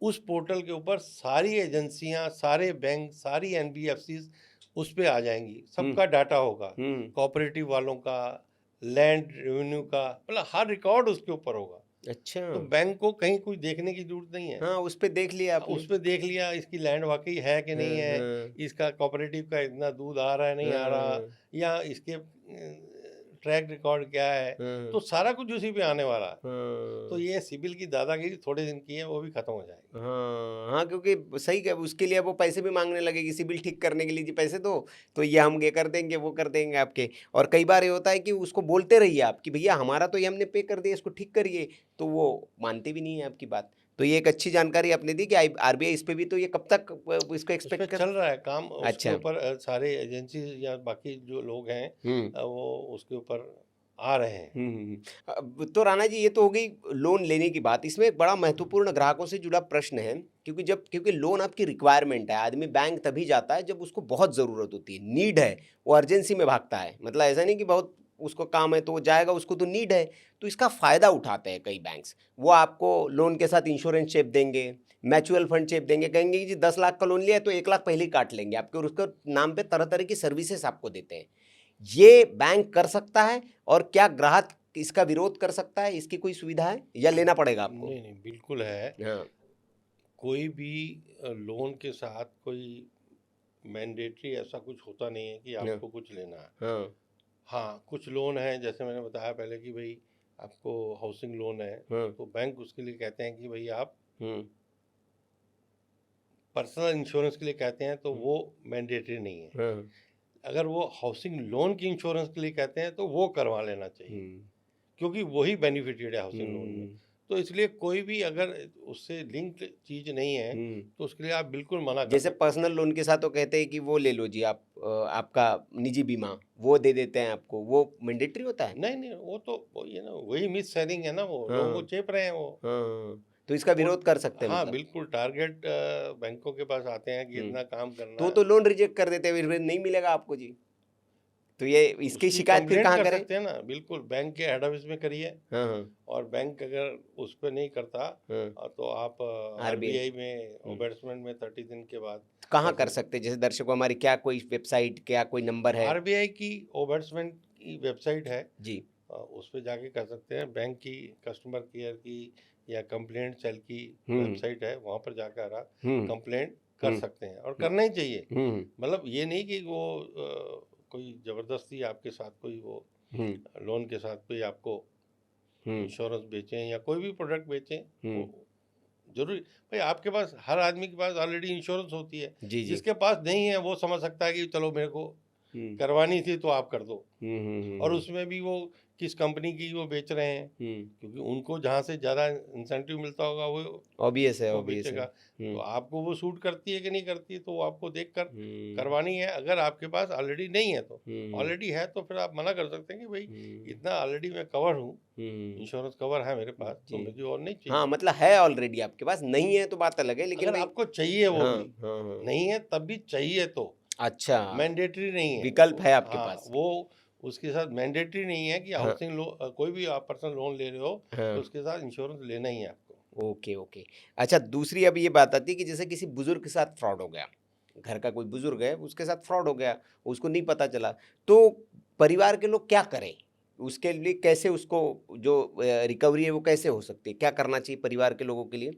क्या बुजुर्ग के साथ फ्रॉड के लिए कोई विशेष व्यवस्था है आरबीआई की ओर से? नहीं, ऐसा कुछ नहीं है, हाँ, वही जो बाकी अच्छा, सेम सिस्टम प्रोसेस है, है। सेम हाँ, प्रोसेस है। हाँ, तो इसलिए, लेकिन लोगों को अपने परिवार में, घर में इसकी चर्चा करते रहना चाहिए। हम्म, सीनियर सिटीजन ज़्यादा फंस रहे हैं इसमें, हाँ, इमोशनल होके फंस जाते हैं, डर के फंस जाते हैं। जी, तो लोगों को उसको परिवार में इन चीज़ों की भी चर्चा होती रहनी चाहिए जी, कि आपको फ़ोन आया तो आप डरना नहीं, पिताजी, हम्म, चाचा जी या हम्म, ताऊ जी, किसी को भी हम्म, कोई भी फ़ोन आए घबराओ मत, हमें बताओ। हम्म, तो इस तरह की चर्चा रहेगी, क्योंकि जी, आजकल न्यूक्लियर फैमिली हो गए हैं, सब अपने हाँ, अपने में मस्त रहते हैं। हाँ हाँ, जी, तो फिर वो ये सबसे समस्या। बड़ा मित्र मोबाइल हो गया है, हाँ बाकी किसी से कोई मतलब नहीं है, तो सब तो मोबाइल में खोए हुए हैं। अच्छा, जॉइंट अकाउंट जो होता है, वो जैसे कई लोग कहते हैं कि सुरक्षित होता है भाई, कि जॉइंट अकाउंट है, 2 लोग ऑपरेट कर रहे हैं, पति-पत्नी ऑपरेट कर रहे हैं, लेकिन इसका कोई खतरा भी होता है जॉइंट अकाउंट का? नहीं नहीं, दुष्परिणाम भी है? नहीं नहीं, खतरा नहीं है। हुँ, वो आपके सुविधा के अनुसार, आपकी रिक्वायरमेंट के हिसाब ज्वाइंट करना चाहिए। हुँ, हुँ, भाई अगर आपने ज्वाइंट किया है हुँ, तो आप दोनों को सिग्नेचर करने पड़ेंगे। हुँ, मान लो एक आदमी चला गया, हुँ, तो फिर आपको वो पूरा जो रिकवरी का प्रोसेस जो है हुँ, डेथ क्लेम का, वो फिल हुँ, करना है। हुँ, तो इसलिए कोशिश ये करनी चाहिए कि हुँ, अगर ज्वाइंट भी है हुँ, तो आइदर आर सर्वाइवर, हुँ, कि दोनों में से कोई भी जो है उसको हुँ, कर सकता है। भाई हुँ, इतना तो ट्रस्ट आपस में होगा ही ना जी, बिल्कुल, बिल्कुल। कि वाइफ करे या हाँ, हस्बैंड करे। हाँ, तो उस तरह की कंडीशन हो, और हाँ, उसके साथ नॉमिनेशन भी देना चाहिए। हाँ, अभी नॉमिनेशन पहले क्या होता था, एक होता था, हाँ, अब 4 तक बताया अब आपने। 4 तक हो गए, और हुँ, उसमें भी 2 तरह की ऑप्शन है हुँ, हुँ, कि आप 4 नॉमिनी बना रहे हो, तो नॉमिनी वैसे तो हकदार पैसे का नहीं होता, हाँ, हाँ, हाँ, वो तो उत्तराधिकारी है कि जी, पैसा लेके उत्तराधिकारियों को उसको देना है। देना है। तो वो आप डिसाइड कर सकते हो उस नॉमिनेशन में भी हाँ, कि 1, 2, 3, 4 को 25-25% का नॉमिनी बनाना है, अच्छा, 50 का बनाना है, कितना बनाना है हुँ, वो हुँ, भी आप तय कर सकते हो। अच्छा, या ये भी कर सकते हो हुँ, कि ऐसा भी विकल्प चुन सकते हो हुँ, कि जो पहला नॉमिनी है हुँ, उसी को मिलेगा, अगर हुँ, वो नहीं रहा तो लो- दूसरे को मिलेगा। तो दूसरे को मिलेगा। हम्म, और लॉकर में वही ऑप्शन अवेलेबल है। हम्म, लॉकर में आप चारों को राइट नहीं दे सकते, हम्म, मतलब फर्स्ट का राइट है, हाँ, हाँ। अगर फर्स्ट भी नहीं रहा तो तो सेकंड। सेकंड का है। Okay okay. अच्छा, ये नॉमिनी की हम बात कर रहे हैं, एक नॉमिनी और एक लीगल हेयर होता है, इसमें क्या फर्क होता है? लीगल हेयर तो उसका उत्तराधिकारी है, हाँ हाँ। ये केयर टेकर है। अच्छा, नॉमिनी केयर टेकर है। हाँ, उसको इतना काम है हाँ, कि बैंक से वो पैसे को अरेंज करके हम्म, और लीगल हायर्स को देना है। देना है। अब नॉमिनी जब नहीं होता है या कहीं झगड़े होते हैं परिवार में हाँ, लीगल हायर्स में, हाँ, तो फिर आपको कोर्ट में जाना पड़ता है, वहाँ से सर्टिफिकेट लाना पड़ता है कि भाई हम लीगल हायर्स हैं। तो फिर कोर्ट डिसाइड करता है कि सक्सेशन सर्टिफिकेट देता है कि ये लोग जो हैं इस पैसे के जो हकदार हैं या प्रॉपर्टी के हकदार हैं। तो इसलिए उससे पहले ही अगर नॉमिनेशन हुआ है तो ये झगड़े नहीं आते हैं। अच्छा, एक और इसी से मेरा जुड़ा प्रश्न है कि हमारी जो वित्त मंत्री है वो कई बार कह चुकी है कि बहुत पैसा सरकार के पास पड़ा हुआ है बैंकों में, Unclaimed। अनक्लेम्ड, कोई क्लेम नहीं उस पे कर रहा है। तो ये कैसे पता करे कि भैया है किसका, ये अपना भी है कुछ, हमारे फोर्थ फादर का है, ये कैसे पता चलेगा? देखिए, उसके लिए उद्गम नाम से पोर्टल है हाँ हाँ आरबीआई का, हाँ हाँ वहाँ जाके आप अपने आपको रजिस्टर करिए हाँ अपने नंबर से। हाँ तो आप रजिस्टर्ड हो गए तो फिर आप अपने जिन जिन लोगों का लगता है कि भाई वो हो सकते हैं, वो हो सकते हैं, उनका कोई डिटेल उसमें डालिए। तो कहीं वो मैच हो जाता है हाँ तो पता लग जाएगा कि हाँ, इस बैंक में उनका कोई पैसा है या नहीं है। आप नहीं कर सकते तो आप किसी बैंक को भी अप्रोच कर सकते हैं। और समय समय पर अभी वो सरकार भी उसके लिए चिंतित है। प्रधानमंत्री जी ने भी उसके लिए कहा कि आपका पैसा आपका अधिकार, बिल्कुल बिल्कुल मतलब उसके ऊपर बहुत काम हो रहा है। जी। हर डिस्ट्रिक्ट में कैंप भी स्पेशल लगाए गए कि पब्लिक आके उस कैंप में वो उसके बारे में पता कर सकती है। तो वहाँ कुछ अधिकारी रहेंगे जी, जो जी। कि आपको सहायता कर सकते हैं। जी जी। जो नहीं पढ़े या जिनके पास लैपटॉप या वो कंप्यूटर नहीं है, तो वो सरकार तो चिंतित है। और ये हुआ इसीलिए है कि उस समय नॉमिनेशन नहीं होता था बिल्कुल। और लोग अपने अकाउंट की पूरी जानकारी भी नहीं जैसे लेते ऐसे थे। खोल दो भैया हाँ, अकाउंट। और ना एड्रेस ना मेल। तो इसलिए जब भी कभी आप खाते में कहीं बदलते हैं तो आप उसमें वो भी बदलना चाहिए। और किसी ने अपने पोते के नाम खाता खोल दिया, हाँ जी, उसके नाम एफडी बना दी, हाँ। दादाजी तो चले गए, पता ही बेटे नहीं। को भी नहीं बताया, हाँ, हैं, और सरप्राइज वो देंगे। अब पैसा वहीं पड़ा हुआ। तो हाँ, ऐसी गलतियां जी। आज की जनरेशन कम से कम ना करे, जी जी जी ताकि जी। आगे आने वाले दिनों में ये पैसा और ना बढ़े। ठीक है, तो ये तो अश्विनी जी बैंकिंग से रिलेटेड सारी बातें हो गई, लेकिन प्रधानमंत्री नरेंद्र मोदी जी ने 7 अपील्स की हैं देश के लोगों से कि भाई आप तेल वर्क फ्रॉम होम करिए, सोना मत खरीदिए। सबसे बड़ी बात उन्होंने कही कि कम से कम साल भर तक भाई सोना मत खरीदिए आप, और भी तमाम चीज़ें उन्होंने। तो लोग इससे पैनिक भी हो रहे हैं, कुछ लोग रहे कि कोरोना आ रहा है, क्या हो रहा है, क्या मतलब समझे इसका? एक बैंकिंग एक्सपर्ट होने के नाते आप प्रधानमंत्री नरेंद्र मोदी जी की इन 7 अपील्स का मतलब क्या समझते हैं और इसका क्या असल मायने है?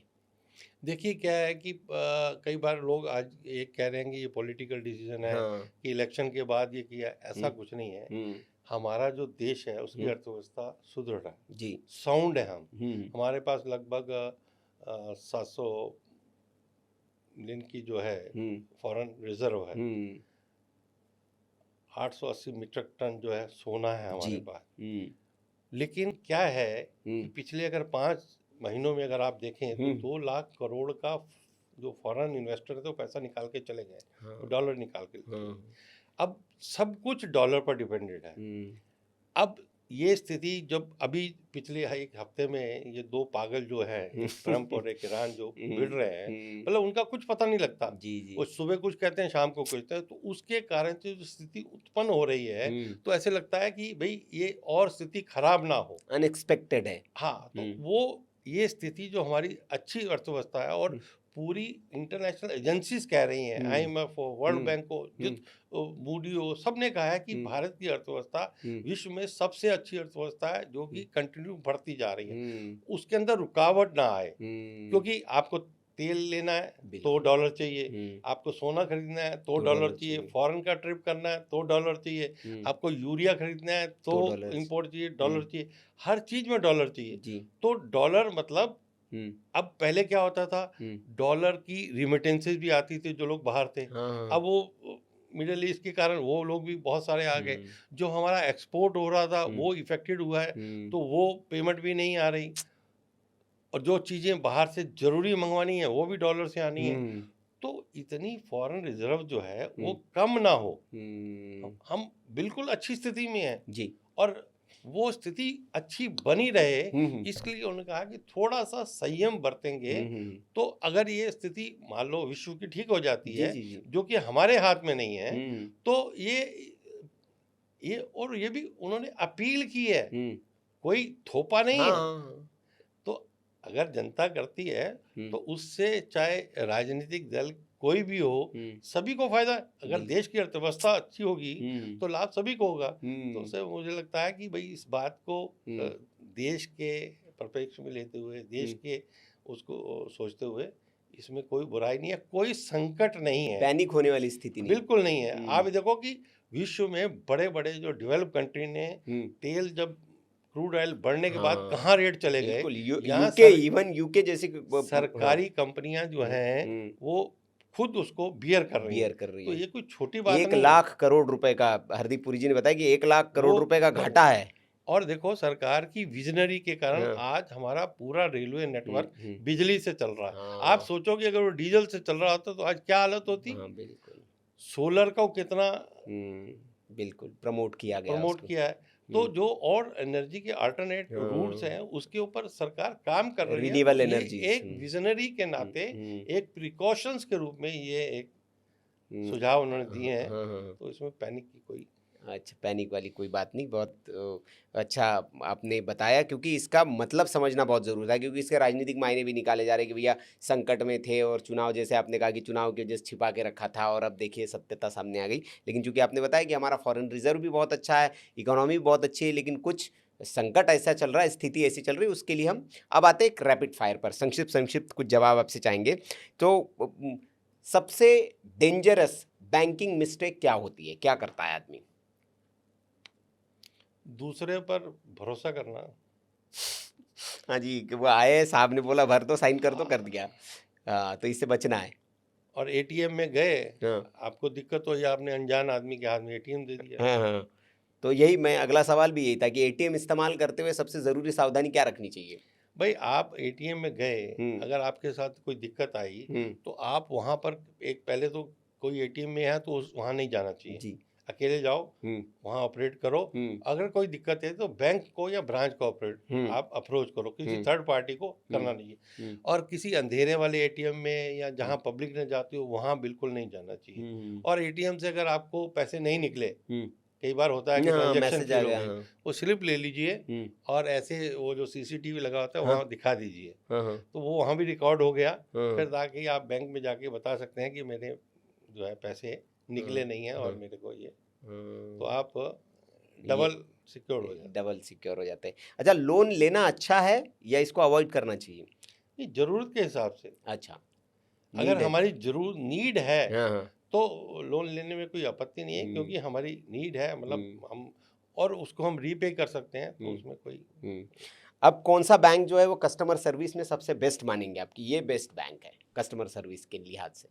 देखिए, बैंक को नहीं मान सकते आप, ब्रांच को, और ब्रांच में भी पर्सन को मान सकते हैं। ये डिपेंड करता है bank to bank, branch to branch और पर्सन टू पर्सन। ये सबकी जो डिलीवरी है ना वो अलग तरह की है। वही बैंक की वो एक ए बैंक का नाम ले देंगे, उसकी किसी ब्रांच में जाएंगे और वहाँ कोई निकम्मा या कोई झगड़े वाला आदमी बैठा है तो आप कहोगे यार बैंक तो बेकार है। तो बैंक नहीं, वो जो वहाँ आदमी बैठा है उसके ऊपर डिपेंड करता है बैंक की छवि का। जी जी। अब अंतिम सवाल, एक फाइनेंशियल हैबिट जो हर भारतीय को अपनानी चाहिए, क्या सजेस्ट करेंगे आप? देखिए, हमें कुछ ना कुछ, जो पहले हमारे भारतीयों की एक सोच थी कि हम सेविंग करते थे, आज हमने सेविंग करनी बंद कर दी। हम क्रेडिट की तरफ भाग रहे हैं। तो हम सेविंग करेंगे, और जो सेविंग भी करते हैं, जो इन्वेस्टर्स हैं, वो भी अपनी डाइवर्सिफाई पोर्टफोलियो में करें। यानी हमारे पास 100 रुपए हैं तो 25 रुपए हम खाते में रखें, 25 की एफडी बनाएं, 25 गोल्ड खरीदें, 25 को शेयर मार्केट में लगाएं। यानी सारा पैसा एक जगह ना लगाएं, क्योंकि एक जगह लगा दिया तो कुछ भी हो गया तो सारा चला जाएगा। बिल्कुल। तो कैश भी चाहिए, एफडी भी चाहिए, गोल्ड भी चाहिए और शेयर मार्केट भी चाहिए। चलिए, क्या बात है, सही कहा आपने। ऋणम कृत्वा और घृतम पित्वा वाली जो हमारी एक सोच है, उससे हमें निकलना चाहिए। और युवा पीढ़ी सही बात कह रहे हैं, आज क्रेडिट कार्ड पर जीवन चल रहा है। वो सैलरी आती है, सारी की सारी क्रेडिट कार्ड में चली जाती है, फिर क्रेडिट कार्ड का यूज़ होता है, तो इस पर चल रहे हो, कह रहे हैं कि करना ही क्या है। लेकिन जो एक सही कहा राणा जी ने कि जो पुराने लोगों के हमारे जो आप देखेंगे तो सेविंग ज़रूर होती थी उनके बैंक खातों में। जब कभी आपको कुछ लेना हो तो पिताजी के पास आप चले जाइए तो धन मिल जाता था वहाँ से कि हाँ ठीक है भैया ये ले लो। लेकिन आज के समय में वो नहीं, आप जाएंगे ज़रूरत के लिए, बोलेंगे ठीक है लोन के लिए अप्लाई करते हैं हम लोग। तो ये सेविंग की हैबिट अपनानी चाहिए हमें और बहुत ज़रूरी है ये। हमने तो आज के इस पॉडकास्ट में हमने बहुत कुछ सीखा, बहुत कुछ समझा, और बैंकिंग को लेकर ख़ास तौर पर आपके अधिकार है क्या है, आपको कहाँ जागरूक रहना चाहिए, कहाँ सावधान रहना चाहिए, डिजिटल फ्रॉड से आप कैसे बचें, इन तमाम चीज़ों के उत्तर इस पॉडकास्ट में आपको मिले। अगर आपको ये पॉडकास्ट उपयोगी लगा हो, काम का लगा हो, तो इसे लाइक ज़रूर करें। आपके सुझाव क्या है, कुछ और प्रश्न हो जो हम नहीं पूछ पाए हो, तो उसको आप कमेंट बॉक्स में लिख सकते हैं। हम अगली बार अश्विनी जी से बुलाकर उनको पूछने की पूरा प्रयास करेंगे कि उन प्रश्नों के हम उत्तर लें। अगर आपको ये वाकई में बहुत अच्छा लगा हो और लगता हो कि बहुत उपयोगी है लोगों के लिए, तो अपने चित परिचितों तक इस पॉडकास्ट को शेयर ज़रूर करें, ताकि वे भी आने वाले खतरे से बच सके और उनको भी बैंकिंग को लेकर अपने अधिकारों को वो जागरूक हो सके। बाकी और कोई सुझाव हो आपका तो आप हमें लिख सकते हैं, आप हमें कमेंट बॉक्स में बता सकते हैं। यहाँ तक आपने इस पॉडकास्ट को देखा, इसके लिए आपका बहुत बहुत आभार। राणा जी, आपका भी बहुत बहुत आभार, आप मंच पर आए। धन्यवाद। मुझे लगता है कि आपके व्यूअर्स को जो जानकारी मैंने देने की कोशिश की है वो अच्छी लगी होगी और वो उपयोगी होगी। मैं भी कुछ ऐसा ही प्रयास करता रहता हूँ अपने एक चैनल वॉइस ऑफ बैंकिंग के थ्रू, छोटे छोटे बैंकिंग के बारे में सुझाव और अवेयरनेस जो है देता रहता हूँ। आप वहाँ पर भी चाहें तो वहाँ पर भी बैंकिंग के बारे में जानकारी ले सकते हैं। जी, ज़रूर, हम डिस्क्रिप्शन में डाल देंगे, मेंशन कर देंगे, ताकि जो बैंकिंग से जुड़ी अपडेट्स आपको होती है, जो आरबीआई कुछ नए-नए जो नियम लाता है या जानकारियाँ हैं, वो राणा जी वहाँ देते हैं। तो निश्चित तौर पर वहाँ आप जाएँगे तो आपको नई-नई बैंकिंग से जुड़ी जानकारियाँ मिलती रहेगी। नमस्कार। नमस्कार।